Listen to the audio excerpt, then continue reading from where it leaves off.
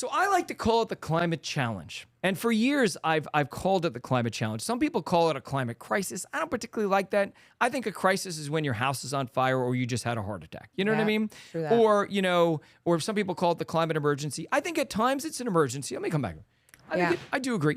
At times it's a crisis, right? If there's a big, huge fire in California and houses are being swallowed by it and people are running for their lives, and a lot of these fires are in fact made a lot worse by climate change, then at that moment you can call it a climate crisis or an emergency.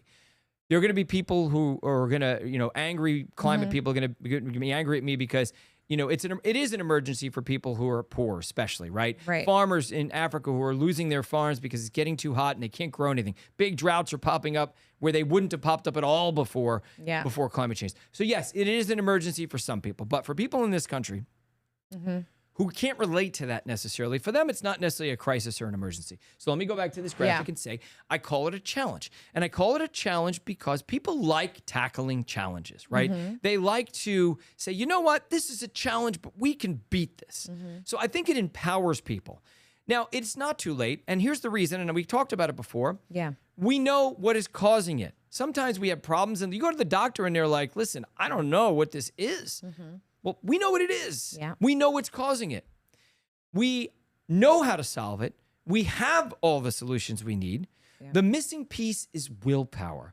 And I have to be honest with you, a lot of the willpower problem is disinformation. There's a ton of disinformation being paid for by special interests, hundreds of billions of dollars, or I should say hundreds of millions of dollars, over $1 billion that has been spent over the course of the last couple of decades, trying to sow doubt, and people actually believe it.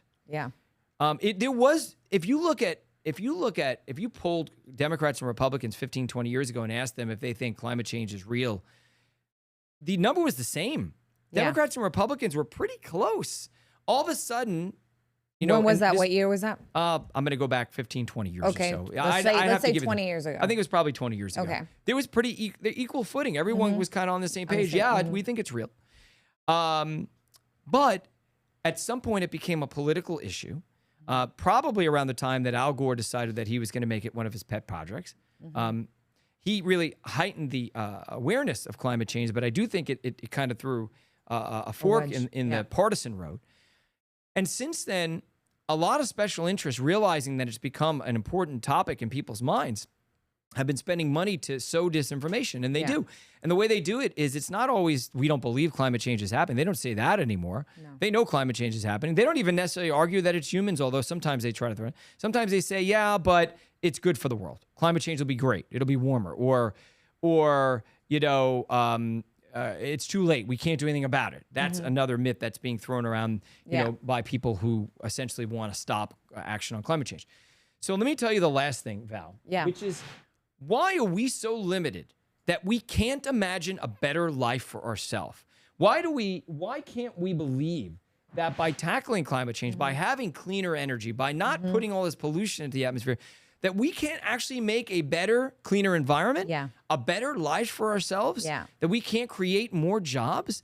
Why are we so stifled that we can't imagine a world where we're not fighting all these Middle Eastern wars over oil, right? I mean, why do we want to do that?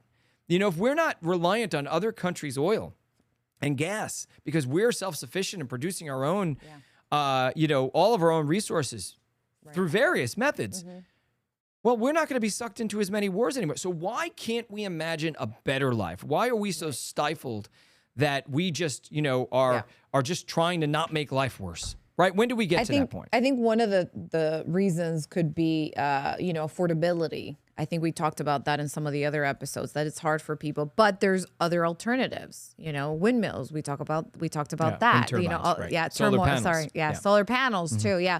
But there's that financial situation that, that goes hand in hand with the... I always say this, look, things don't necessarily get cheaper no matter what you do, right? Prices always seem to go up. My father said that when I was young, and I don't know if I 100% believed him, but I do believe him now. Generally prices never really go down. No. No matter what, if we just kept putting gas in our fuel tanks. I mean, gas goes up and down, but the trend line is up, right? I remember when I lived here in Tampa 20 something years ago, I paid $1.30 or $1.40 for gas.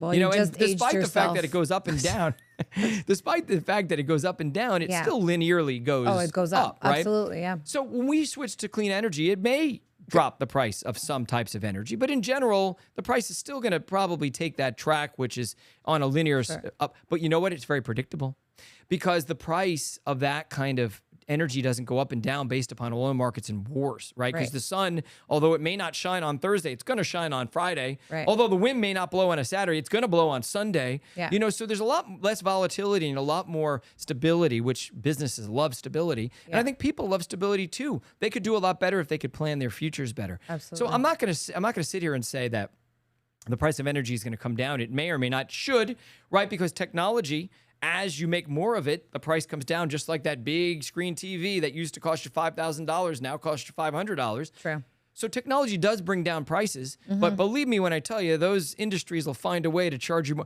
Right? We all thought when we got cell phones that somehow our phone bill will go down. Oh, we'll get a Right, cell yeah. phone. Now all of a sudden went we're up. paying more. Yeah. Right? So industry figures out how to make money off Yeah. it regardless. But technology should bring down the price of energy, but Yeah. it may or may not. But one thing you can be sure of, that when we have sources that aren't dependent upon wars in the Middle East, instability, that kind of thing, that overall the prices will be more stable and predictable.